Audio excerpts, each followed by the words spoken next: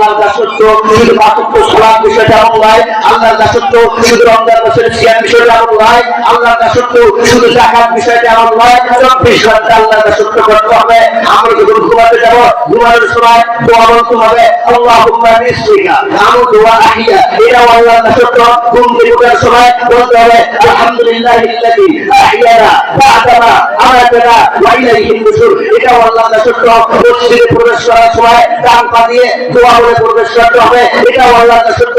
মসজিদ থেকে বের হওয়ার সময় বাম পা দিয়ে বের হতে হবে, দোয়া বলতে হবে, এটা আল্লাহর দাসত্ব। বাজারে প্রবেশ করার সময় দোয়া বলতে হবে, এটা আল্লাহর দাসত্ব। ভাত খাওয়ার সময় বিসমিল্লাহ বলতে হবে, এটা আল্লাহর দাসত্ব। খাওয়ার শেষে আলহামদুলিল্লাহ বলতে হবে, এটা আল্লাহর দাসত্ব। এরকম শুরু থেকে শেষ পর্যন্ত 24 ঘন্টায় আল্লাহর দাসত্ব করতে হবে। শুধু আল্লাহর দাসত্ব নামাজ কালামে নয়, শুধু আল্লাহর দাসত্ব সিয়ামে নয়, শুধু আল্লাহর দাসত্ব যাকাতে নয়, 24 ঘন্টায় আল্লাহর দাসত্ব করতে হবে।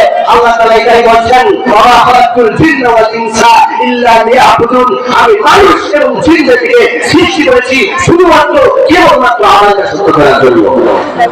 কিন্তু আফসোস আমরা আল্লাহর দাসত্ব করি না, আমরা আল্লাহর গোলামি করি না, আমরা মানুষের দাসত্ব করি, আমরা মানুষের গোলামি করি।